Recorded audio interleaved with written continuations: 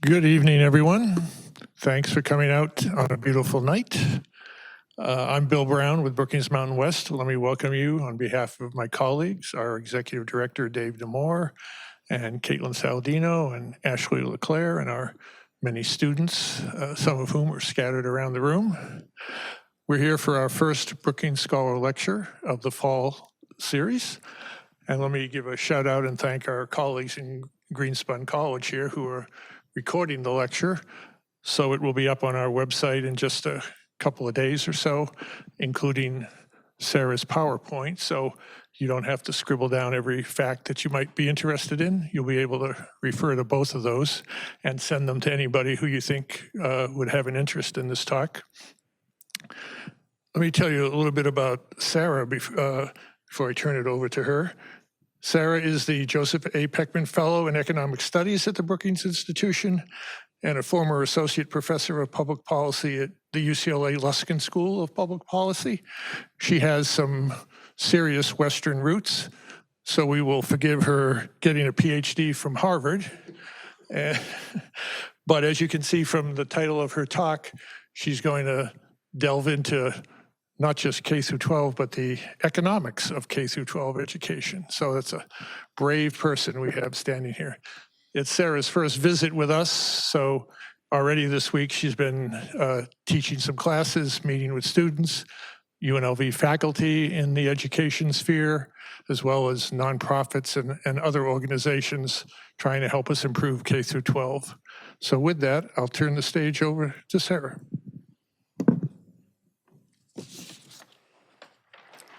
Thank you so much for that introduction, and thanks to Brookings Mountain West and the Lindsay Institute for having me. And I'm really honored to kick off the series this year for the Brookings scholars who will be visiting over the course of the year. So I'll be talking about the promise and limits of school finance reform, and I'm going to start with a bit of motivation. So this is a figure that comes from the Stanford Education Data Archive. And it shows on the x-axis the average socioeconomic status of school districts. So each dot is a local school district. There are about 14,000 school districts in the United States. So we have the socioeconomic status on the x-axis here. So you can think of that as roughly income. It's kind of a composite of income and education and some other factors. And then on the vertical axis, we have average test scores. And what is really cool about what the folks of Stanford have done is they've taken all the standardized tests that are given in states across the country. Many of you probably took them when you were in school. And they kind of equilibrate so we can compare across states. And then they also give them a scale that's a little bit more interpretable. And I really want to draw your attention first to the range of this scale. Okay, so this is in grade level units. And you can see here in the upper right, the green dots, these are the richest districts in the country. And they're scoring on average 3 grade levels, even 4 grade levels above the national average. And then over here in the blue, the poorest school districts, they're scoring 2 or maybe even 3 grade levels below average. And, if we look kind of here in the middle of the bell curve, 1 standard deviation above or below the mean of socioeconomic status, we have, a range of average scores that are about, 2 to 3 grade levels apart. This giant dot right here is Clark County School District, which they're sized by the enrollment size, and Clark County School District is a large school district, a little bit above average in socioeconomic status and a bit below average in outcomes. So this is a really big variation in educational outcomes by the socioeconomic status of districts. This is test scores, but if you looked at another measure like college enrollment or something like that, you would see something similar. And a lot of folks, when they see this kind of variation in educational outcomes by place, they're going to think, well, this is because of inequitable school funding, because of local property tax finance. And what I'm going to talk about this evening is how I came over the last 20 plus years to change my mind about that idea. So an alternative title, too long for my talk, how I changed my mind about the centrality of local property tax finance of schools to the problem of unequal access to educational opportunities in the United States, and started to question the importance of school finance altogether. So that's what I'm going to talk about tonight. And normally when I'm invited to talk about my work for 45 minutes or an hour, I'll present a research paper. But when I got the invitation to do this talk, it gave me the opportunity to kind of think back on the work I've done in this area and really think about what it means and what I've learned. And that was fun for me, and I hope it's a little bit interesting for you, or at least not too terribly boring. So I really went back. This is the first thing I wrote about school finance. I grew up in the Mountain West. I grew up in a small town north of Colorado Springs, Monument, and I wrote for the Ranger Review, my school newspaper. This is from 1991, and this is a story about a bond measure that was on the ballot to expand my high school. The people of Lewis Palmer District 38 are not a tax-loving people, but we did tend to pass measures related to schools, and this measure passed, and they expanded the high school. That was after I left. The next year, I wrote about the School Finance Act in Colorado, which was a school finance reform that was actually sort of cleaning up the mess of an earlier school finance reform. And also around this time in 1991, when I was in high school, Jonathan Kozol came out with the book Savage Inequalities. And he was is a journalist who went into schools serving poor children and children of color, and he really documented, sort of terrible learning conditions, dilapidated buildings. And his writing and his speaking on this topic had like a real moral clarity to it, and he talked about the injustice of it. And at the time, my mom was she had gone back to school to get her teaching certificate, so she was in a teacher training program, and they assigned this book. And I remember talking about it and the injustice of it. And I think that was common. I think this book was widely, it was widely read in general. It was a New York Times bestseller, and I think it was also widely read in teacher training programs. And when Kozol identifies inequitable funding as the core of the problem of these shocking conditions in the schools. And this is from an interview with Education Leader that he did at the time. And when asked what should be done about it, he said the local property tax is the problem. Using the local property tax even a little bit is an injustice, and we need to finance the education out of progressive income tax. And this made a lot of sense to me at the time. And I think that it is hard to overstate the impact of savage inequalities, but also of this narrative about local property tax finance and inequity in school funding. So these are some more recent comments along the same lines. It's interesting if you're trying to figure out what's the conventional wisdom. That could be a hard thing to know. And I did ask some of the AIs, and they, Claude and Gemini, I think definitely think local property tax finance is a huge source of inequality in the United States. But these are all black boxes, so you don't know if it's just trying to please you or what. But these are some things that real people have said. Okay, so before I'm going to do 2 slides just to kind of bring us all to the same page about how we pay for schools and a little bit of history on school finance reforms, and then I'll talk through some of the evidence that made me kind of change my mind about this. So I want to just start with how we finance schools in the United States, who does what. So local education agencies or school districts is what people usually call them. That's where, that's the level of government that is responsible for bringing in revenue and paying the bills for schools.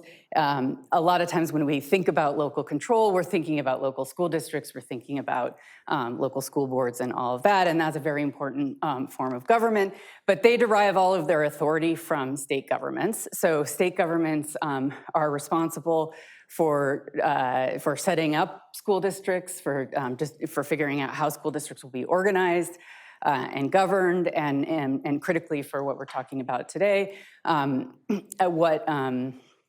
what types of taxes they're allowed to raise, and also the state government is, typically going to be contributing a large share of the total funding for schools overall. And then, of course, the federal government has a role. It provides about 10% of funding. It's been a little bit higher in recent years because of the emergency COVID funding.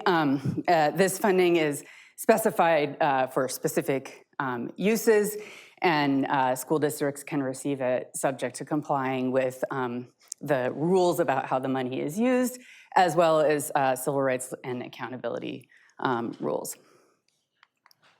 So just a very brief history of school finance in the US, as sometimes this starts in 16 whatever in Massachusetts with the formation of the first common schools.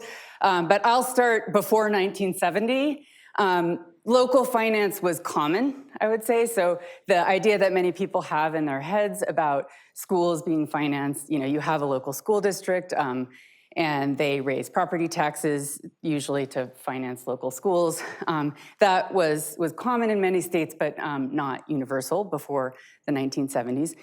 Starting in the 70s, there was a lot of litigation related to school finance. So this Rodriguez case, which was decided in 1973, was from out of Texas, and the plaintiffs were bringing suit in federal court, arguing that unequal funding that they linked with property tax finance was unconstitutional. It violated the Equal Protection Clause of the U.S. Constitution, they argued. It made its way to the Supreme Court, and they decided against the plaintiff and argued that there is no federal right to education. So the U.S. Constitution is essentially silent on the question of education, and so that means it's for the states. Sort of in parallel, there was a lot of litigation happening in state courts. The Serrano case was in California. That was one of the early important cases. I say 1970s because there was sort of a series of cases. One thing about trying to change school finance through the courts is that the court will rule that this current system is or isn't constitutional, or isn't legal, but then they have to send it back to the legislature to try again, and oftentimes that takes several rounds. So that's what happened in California. And in this case, California's school finance system, the California court ruled that the California school finance system violated the Equal Protection Clause of California's Constitution. And several rounds of reform followed, and many other lawsuits followed across the country under provisions of state constitutions. The wave of lawsuits that happened in the 1970s and 1980s is referred to as the equity era, and after that, starting in the mid-1990s, that's referred to as the adequacy era, and that just has to do with the types of provisions in the constitutions that they were invoking in the lawsuit. States also change their system without a lawsuit, and they might do that to try to avoid a lawsuit. They might also just do it because they think that it would be better to change how funding is allocated. And this probably hasn't been updated. I heard actually that here in Nevada you have had recent reforms, but a recent paper finds 67 reforms since 1990.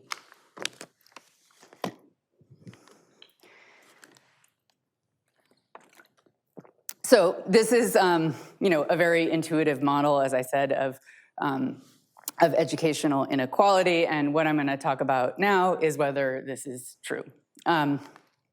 So the first thing that started to give me pause on this this question is that local finance actually just isn't that important in some states, and there was a shift from local to state funding actually a pretty long time ago. So this is showing the state, local, federal contribution to school funding overall in the United States since 1940. And you can see if you go back to 1940, the local share is, maybe about not quite 70%. The state share is 30%, and the federal government wasn't really contributing anything. And that the local share declines and the state share increases through about 1980. And since then, the two have been roughly equal contributions. And this sort of shift from local to state funding is often attributed to school finance reform, and I think that is correct. But it predates the school finance litigation that mostly started in the 70s and beyond. So this was already happening. I also I wrote my dissertation about school desegregation, and part of that I was interested in the effects of school desegregation on school finances. And I dug very deep into Louisiana in the 1960s. I collected a lot of data there. And one of the things I learned right away was that in Louisiana in the 1960s, only 20–22% of funding was local. So even way back then, not everywhere in the country was, the heavy reliance on local funding. Of course, Louisiana at that time had racially segregated schools that had unequal funding. And so it was along a different dimension, but it was actually the state funding that was being allocated unfairly across Black and white schools.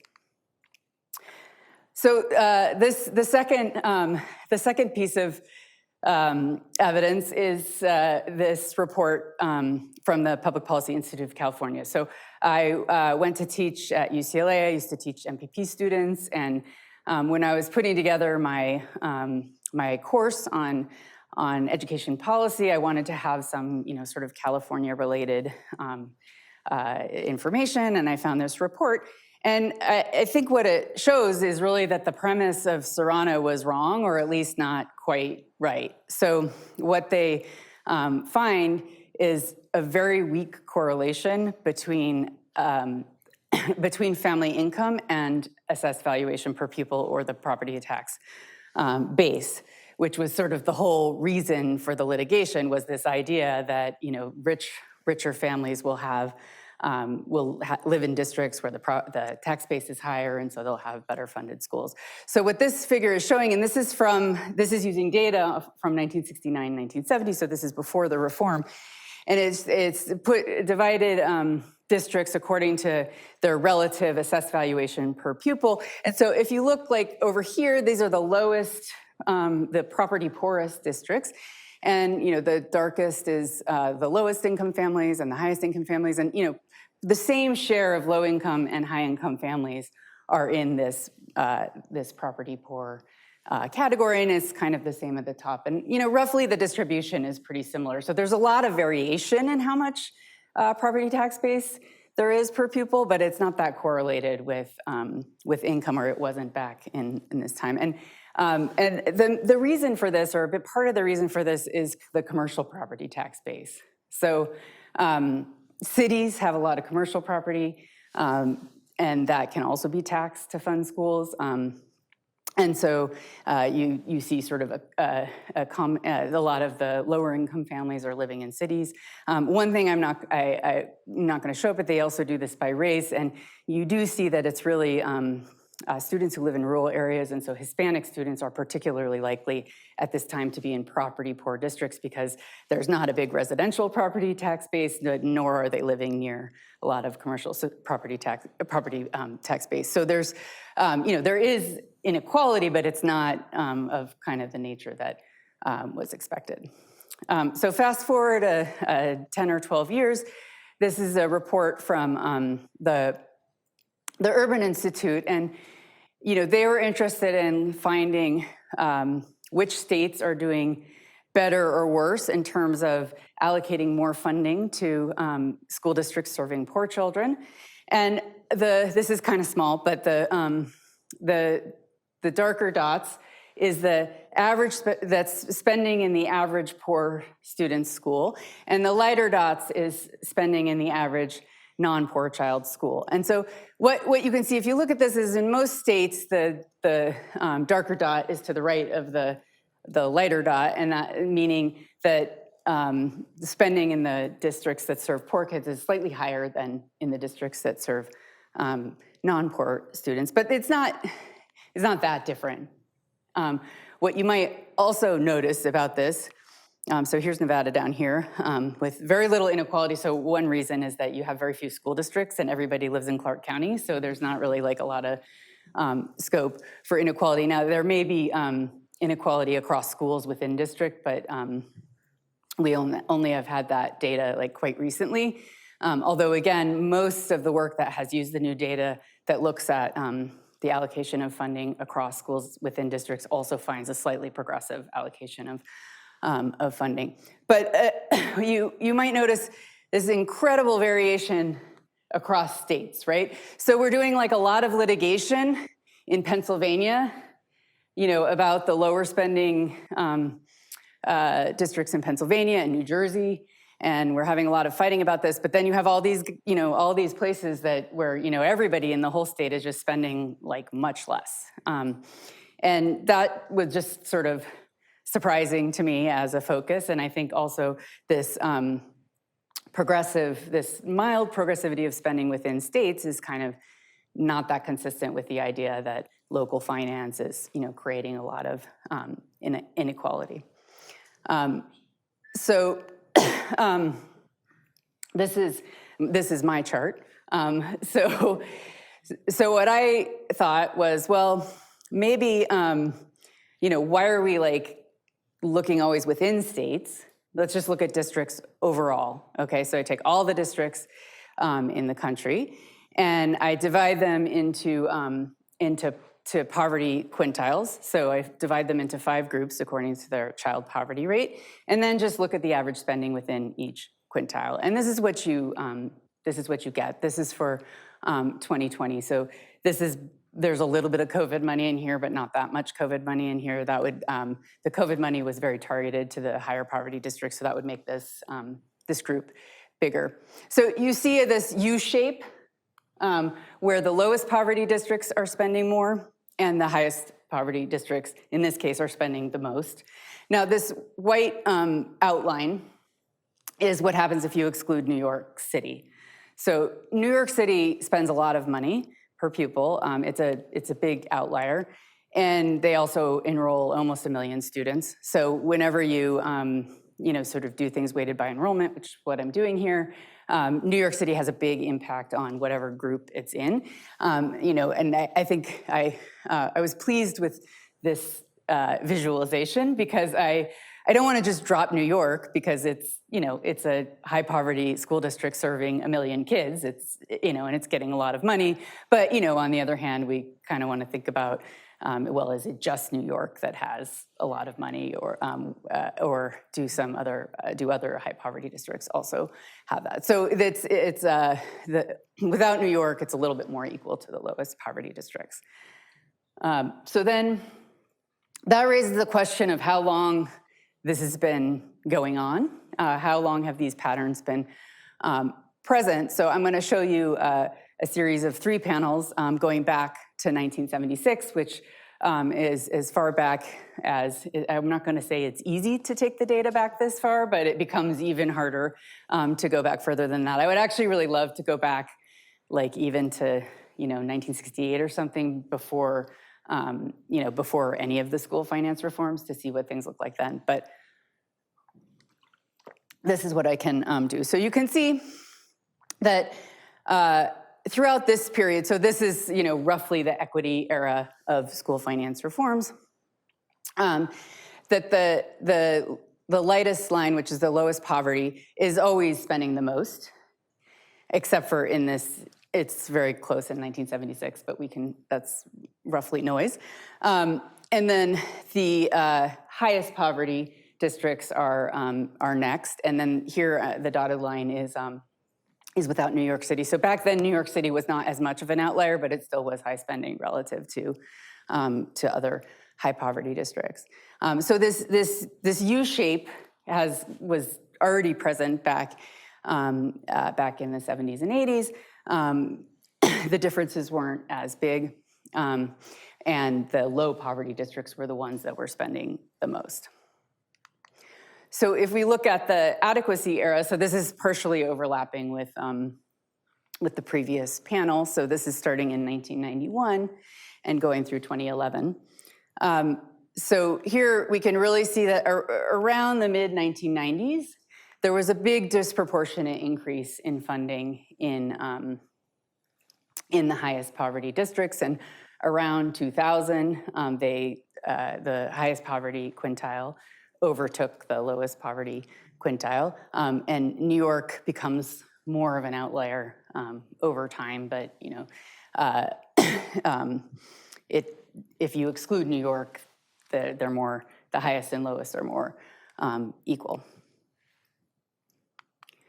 And then finally, the 21st century. So this is from 2001 to 2021, and so again around 2000, the highest poverty quintile overtakes the lowest poverty quintile, continues to grow. School funding was hit quite hard by the Great Recession. It was postponed about 2 years by federal influx of federal funds, but that wasn't really enough. The Great Recession went on for a really long time and had a big impact on state budgets. So you see this decline in spending in the Great Recession, and it takes a while for spending to recover. One thing you might notice is that it's much shallower for the lowest poverty districts. So it's definitely the case that low poverty districts were more protected from cuts in the Great Recession. And if you exclude New York, it takes all the way until 2021 for the lowest poverty, the highest poverty school districts catch up with the lowest poverty school districts. Okay, so far we've seen that there was a shift from local to state funding since the 1940s, and if I could get the data going back further, you would see that shift starting earlier. This predates the school finance reforms that started in the 1970s. In some states, like Louisiana, and it was true in some other states, the local share had been low for a long time. And you see many of the same kinds of problems with inequality in these places where local funding is not nearly so important. We saw that the property tax base is not that related to income. I didn't show you race, but you can believe me. In California before Serrano, I actually forgot to mention this. Many states limit how much local school districts can raise with the local property tax, and including California has quite stringent limits on what school districts can raise locally, and they've had that for that situation for quite a while, and you sort of still see the same kinds of concerns about inequality in schools in that kind of setting as in other places where there's more local property tax finance. We saw that spending is modestly progressive in most states. The highest poverty districts spend the most. That's been true for some time, at least since about 2000. And there was in particular a shift in spending from low to high poverty districts starting in the mid-90s, which does correspond with the adequacy era of school finance reforms, which I think are thought to have been more effective than the previous round of school finance reforms in terms of moving money around. Okay, so maybe local property tax isn't the main driver, but maybe it's still something about school funding, right? So maybe more progressive funding could help more. And this raises the question of whether additional spending improves outcomes. And I will spare you a recounting of a 60-year debate that's been going on in the economics of education and sociology on this question, and fast forward to the end and say that, modern studies that use, sort of modern econometric techniques to estimate causal effects of additional school spending on outcomes, tends to find that, that on average, when you increase spending, you get better outcomes, although I would argue that the effects are often pretty modest in magnitude. So this raises the question we saw before, that there's these really big differences in spending across states, right? And so if we thought school funding inequality was the big driver of educational inequality, we would really want to close those gaps in spending between states, right? Because, just if low spending is bad, it's probably bad, regardless of which state you're in. There are questions about, the costs of input of teachers and things like that across states, and I didn't mention this, but you can adjust for that, and sometimes it matters a little bit, but for the most part, that's not really explaining what's going on, even for New York. If you adjust for differences in salaries for college-educated workers, New York becomes less of a crazy outlier and just kind of like a normal outlier. So we have these very large differences in funding across states, and that sort of raises the question of whether these high-spending states get systematically better outcomes, and particularly for disadvantaged students. So that's what I investigate in this report, which is hot off the electronic presses, was published this morning. I've been working on it for a little while, though. I'm happy to have it out in the world. So I'm just going to show you one figure from this report. So here we have on the x-axis per pupil spending in thousands, and this CWIFT is comparable wage index for teachers. So that's this measure that captures how much more expensive it is to hire college-educated labor in one state versus another state. So we've adjusted for that. And then on the vertical axis is average test scores in the state. And then here we're looking separately for students who are classified as economically disadvantaged and not economically disadvantaged. And that definition is going to be based on whether the student is eligible for free and reduced price lunch, which is, a blunt cut of the data, but I think is a fairly useful one. And I think you've been staring at this figure now for a while I've been talking, and these are pretty flat slopes. So there's really no systematic relationship between spending, and we have a bunch of states here spending around 10, and then we have states spending 15, 20, and as much as 25. So these are really big differences in spending that don't really show up in differences in outcomes for economically disadvantaged students. And I consider this, particularly the finding for economically disadvantaged students, to be a real puzzle.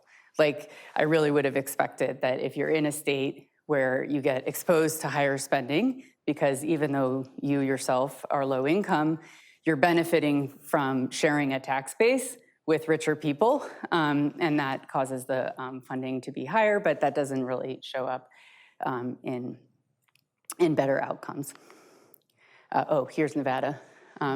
Sort of low spending, as we saw before, and pretty much on the line, but like the line is essentially zero.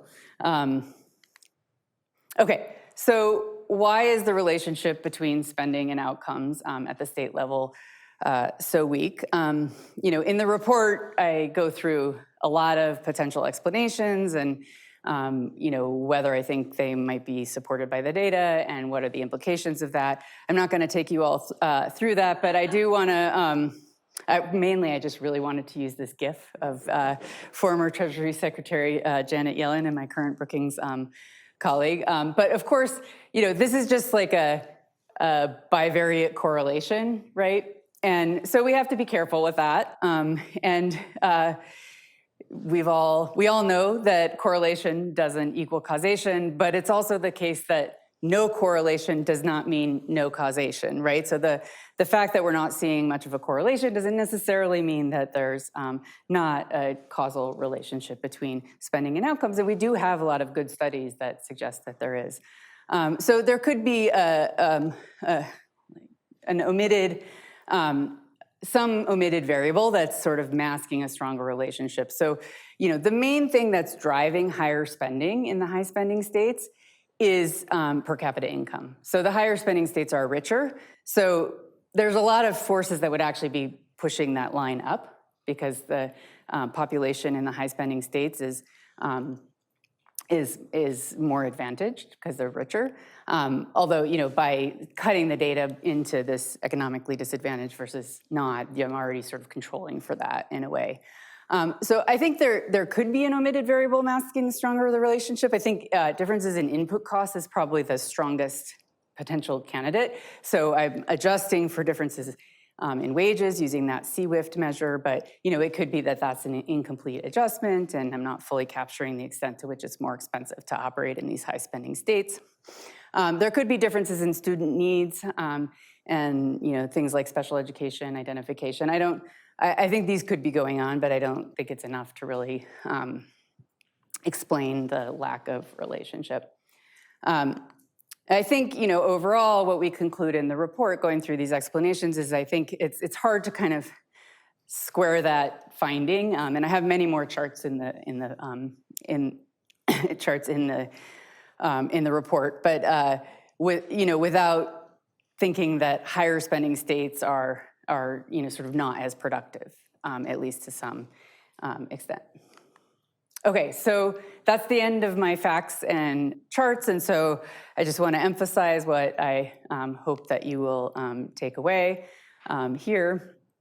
I think, if we're interested in improving schools to promote upward mobility and addressing the kind of inequality that we saw on that first graph, which is really like incredible amount of inequality. Policymakers, advocates, researchers, I think, need to focus as much on understanding and addressing barriers to productive use of funds in education as they do on the level and distribution of funding. And I say this as a person who spent, kind of a couple of decades thinking about the level and distribution of funding. So it's not, I understand why people did that. And, of course, these are not mutually exclusive things. We can do both of them. I'm not saying people shouldn't study school finance and we shouldn't think about where schools are underfunded and how to target money to them. But I do think that time and attention and the efforts of researchers and advocates are a limited resource. And so, we need to be focused on the correct most important problem.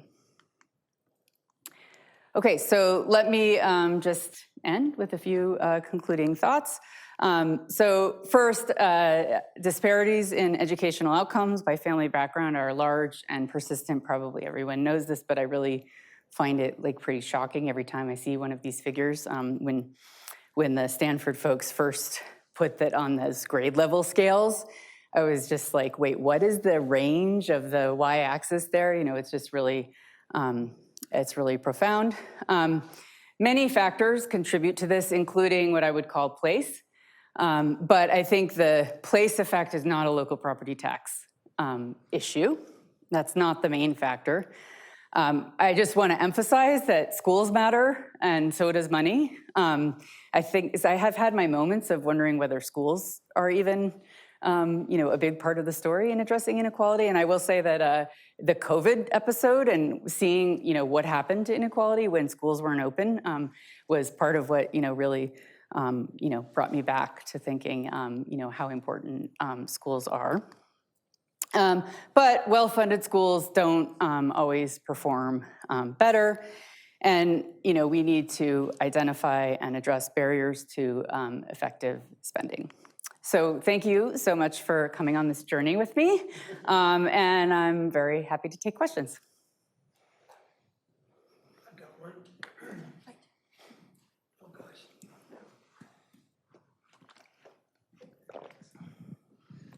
Kind of a silly question, but I was fascinated by the table that showed the differences in the state level spending. Yeah. And it's kind of a dumb question, but Alaska. Oh. So not only were they pretty high in terms of their spending, but that, if I read it right, they seem to be spending a good bit more, on the disadvantaged, if I read it right. So my question is, I wouldn't have predicted that Alaska would have been in that position. Do you have a sense of what's going on there? So one thing I'll say is that when I do my analysis, I drop Alaska and also DC because it's not a state. But Alaska has very high spending, and I think a big part of that is because of like the extreme sparsity of their population makes, they have a lot of transportation expenses, they don't have economies of scale. So I think that just makes it much more expensive. I think, I don't know, I don't know Alaska in detail, but I think the native, Alaska Native population is like an important component of the disadvantaged population here. And I actually don't know. There are special funding streams for those populations, but I actually don't know about it in this case, so I don't want to say. But I think, people are surprised by this, and Alaska, that does have one of the bigger gaps in that direction. But you do usually find that spending is progressive. Now, it may not be progressive enough. I think that's probably the case. I think if you had a fair system would involve there being, more spending in the poorest schools than in richer schools, but in fact, it's a little bit progressive already. Yeah, sorry. I would have thought it would have been kind of grouped with those Rocky Mountain states, Oh, yeah, I think it's because of their geography. It's just so expensive to do it. And that's why, I think you can adjust for the, I talked about adjusting for differences in salary costs. And it's not, you don't want to use the teacher salaries, you want to use like the price of the wages of college-educated labor, which is what that measure does. But another important kind of like cost factor is density. So there's not a lot of students in the very sparsely populated, low-density areas, and so when you weight things by students, it doesn't end up mattering that much. But I think like if you think about these states where everybody's really spread out, and I know there's part of Nevada where that's the case, right? The per pupils tends to be high, and I think that's kind of like an analogous situation to places that have really high wages, right? It's just more expensive to do education there.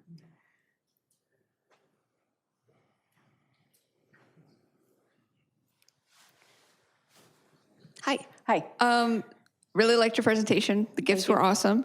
So just a quick question. Your research essentially finds that household family income doesn't matter in regards to local property taxes, but do you think that household family income could matter in the sense that households that make more money are able to use more of their disposable income on their children, their students? Yeah. No, I think that matters hugely. And when I say I like, there have been moments when I've wondered if schools are part of the story at all. It's because I think family factors that are, some of which is income, some of which is the education in the family, but are so important for these educational outcomes. So I think definitely higher income families are able to invest more in their children, both in school but also outside of school. And it's not surprising, but there's evidence for that. So yes, so I think that there are a lot more resources that are invested in high income students. A lot of that is happening in the family, and some of it's happening in schools, but it's not kind of because of the local property. I think it's mostly not because of local property tax finance.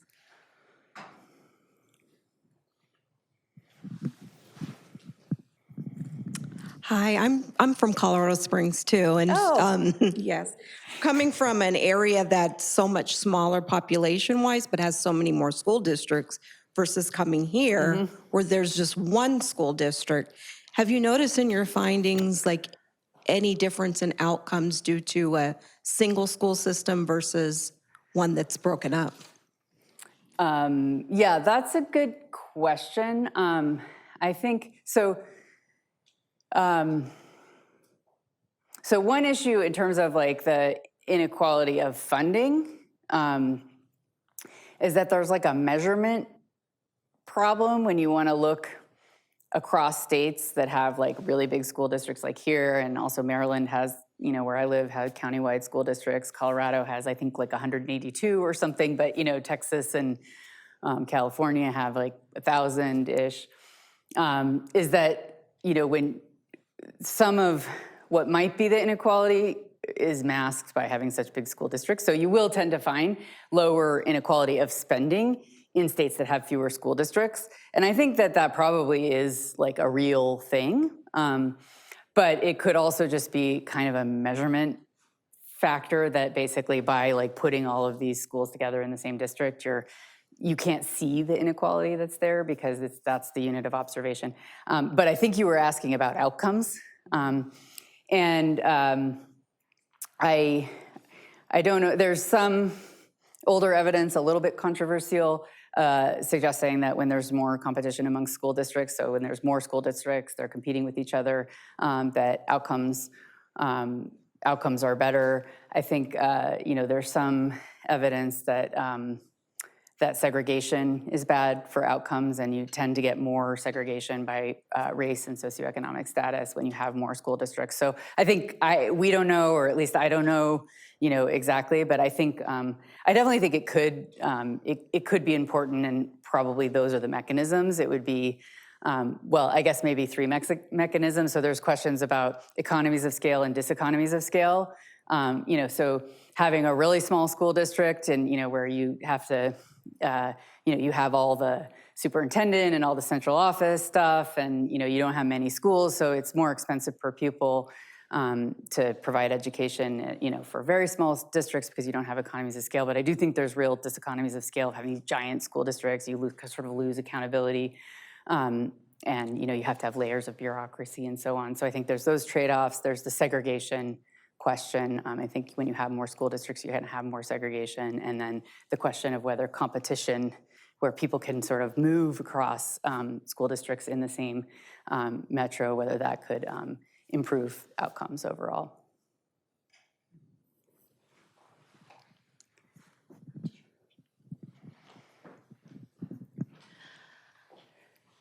It would be unreasonable to think that you had the time, or that anyone could have the time to look at the nuances of the district budgets themselves and what's happening within them. But just for myself, to clarify the definitions within your presentation, early on you were talking about the revenue that the districts receive. Yeah. And then as the presentation went on, often you were using per pupil spending. Yeah. What I wonder is that just coming like a direct math out of the entire revenue received, or is there some kind of math in between that sort of offsets some of it as not necessarily being spending on the pupil? Yeah, so that's a good question. So revenue comes from state, local, federal, and if you want to think about the sources of funding, you have to look at revenue. Total expenditure is like everything that goes out. And, over time, those two need to be roughly equal. Like, school districts can't run a deficit in the long run. In the data, that's like infuriatingly not always true, but it's roughly true. So I, was referring to revenue when I was interested in, showing the sources of where the money's coming from. The rest of the analysis of my work that I presented, I'm using actually current expenditure. So that's expenditures excluding capital expenditures and debt service. And I think actually and that's most of the spending, and that's, it's everything, it's instructional spending services. So it's everything except for those categories. And the reason I do that is because capital expenditure and debt service, they're very like lumpy, and it's almost kind of a data reason.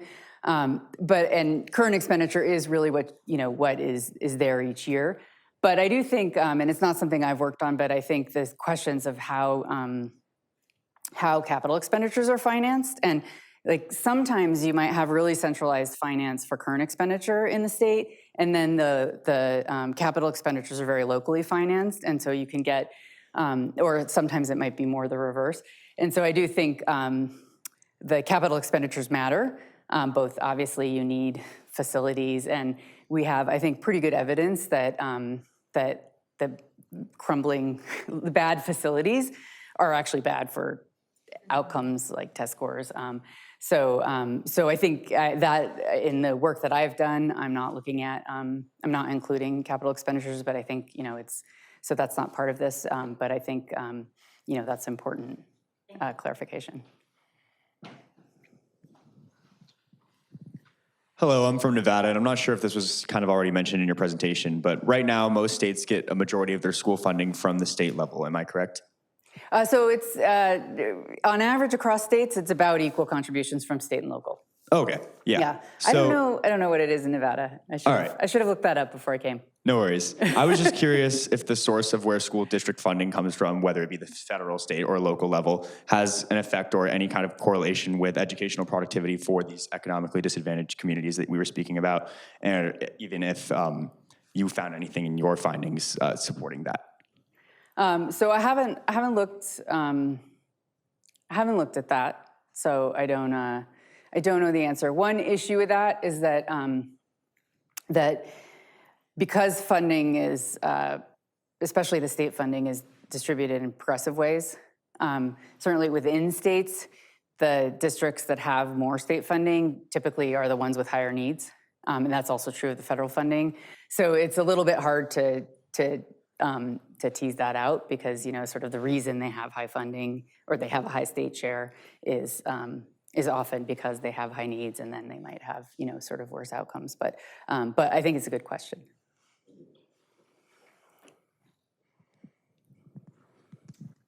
Hi, can you hear me? Okay, yeah. There we go. Kind of to answer the previous question, I think it's about 45% local funding, but in Nevada, we've had a really kind of excellent equity allocation model. So we haven't had kind of these wide disparities in local versus state funding. It's been kind of accounted for. But I kind of had one comment and then a question. So you use the comparable wage index to make those adjustments, but we're finding here in Nevada that has been a terrible measure of input costs. So they're finding that it doesn't account for real estate expenses, cost of living. So I just wonder if there's other things that can be added into that formula to better account for that. Because as we just passed a new funding formula, we're trying to implement it, and we're finding that comparable wage index has just been a terrible measure. So I guess that's kind of the first comment on the variety in cost. My second comment is more complicated and not fully formed, so I'll try to get it out. Do you think the design of a school finance formula itself can impact productivity? So, for example, in Illinois, they have an evidence-based funding formula where they're actually examining the cost of delivering evidence-based resources that actually impact student achievement, and they work backwards from that to develop their funding structure. Is that one way that we could address kind of this productivity question? Or, I don't know, it just was a thought that popped in my head. Okay, so let me take the first question. So, I am guilty of using the measure that the National Center for Education Statistics produces, and I'm sure it's not perfect, but a couple of things. So one, real estate costs are different, but as I mentioned before, at least in my analysis, I'm not looking at I'm not looking at capital expenditure and debt service, but there could be in places where real estate is expensive, it might be more expensive to maintain or things like that. That is not really captured here. I mean, there are other input cost differences besides wages. I mean, wages is a big part of school budgets, but there could be other things that vary, also transportation costs and things like that. So I think that's a caveat to this. I think some analysis does use something more like cost of living to adjust. And there's like an intuition to that where you think, oh, if you're in a high cost of living place, then you got to pay more. But I do think that the sort of like correct way of thinking about this is to think about what is the price of the type of labor that you're using. And there are high cost of living places that don't pay high wages. So New York is a very high cost of living place, but they actually don't have the highest comparable wage index for teachers because that's reflecting, what are the actual wages in presumably the labor market where you're competing for teachers. The Bay Area in San Francisco is the highest, is generally the highest on that measure. So, but yeah, it's definitely imperfect. And I think using it for this type of exercise where I'm just looking at the state level, I think there might be more leeway than if you're really trying to at a very local level kind of make adjustments in your school funding formula to account for differences in very local costs of hiring labor. I think I'm not surprised that measure is not so great for that. On your second point of are there ways of doing the funding that can affect productivity? So I don't have a ton of direct evidence on this, but I do think that the answer is yes. And in particular, like one of the things that worries me and I sort of don't want people to take away from this work is like, okay, so we need to figure out like what works and then give places more money, but only to do the things that work. Now that's very intuitive, that makes a lot of sense, but you're gonna end up like being really prescriptive. And then schools don't have enough flexibility and you get a lot of box checking and things like this. And so I think there are some approaches to funding that are more like that, where you have a lot of what's called categorical aid, right? So you have a lot of state aid where you give it to school districts and you say this needs to be used for this, and then this money can be used for this. The federal aid is also like that. So then schools have like all these different funding streams that are for particular things. And I do think that type of approach is probably not good for productivity because it forces schools to really be thinking about like how they can use different funding streams instead of thinking about like what they want to do, like what they need to do to educate kids. I think there's some evidence for that. And there is, I think there's a bit of a movement to move towards more weighted funding formulas where the money is more flexible, but often when you do that, people can't break their habits of, trying to tell districts exactly how to spend their money. But I think you were mentioning the approach you were mentioning in Illinois is this idea of, particularly when you bring a lawsuit you want to argue that you don't have, that the level of funding in your school district is violating the state constitution. Often there's a provision that says the state needs to ensure that there's an adequate education being provided. And so then you need to define like, well, what does it cost to provide an adequate education? I think that that's like a pretty difficult task. And it's really something that is done for the sake of the litigation to kind of figure out, the court needs to say like the court needs to have a way of saying that you've achieved the requirement. And so that's sort of one way of doing it, but I'm not convinced that it's like so accurate. For one thing, Illinois is a pretty high spending state, and you have a lot of, districts in other states with much lower spending, achieving similar or better outcomes. Hello. Is this on? Yeah, okay. I'm not sure if you mentioned it, and I don't really know how to phrase the question, but what I'm sort of wondering is the question of inequality between maybe non-poor and poor districts and how that relates to productivity with the funding they're given. How is this affected, or how would this be affected by different school types, like public versus private versus charter? That's kind of what I'm curious about. So I didn't say this, but all of the data I have here is for traditional school districts. So charters are typically not, they're not considered local governments by and large by the census of governments who collects these data, so they're just not in the finance data.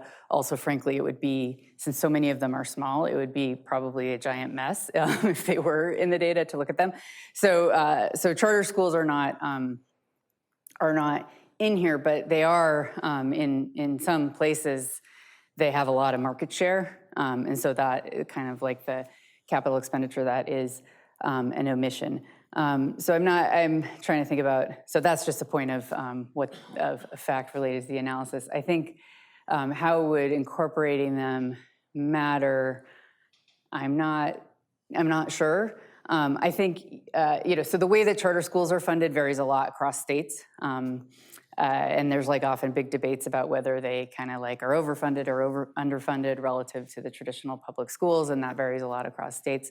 One of the things that I think is interesting about charter schools from a finance perspective, or that I would like to see more of, is kind of learning from how they spend their money.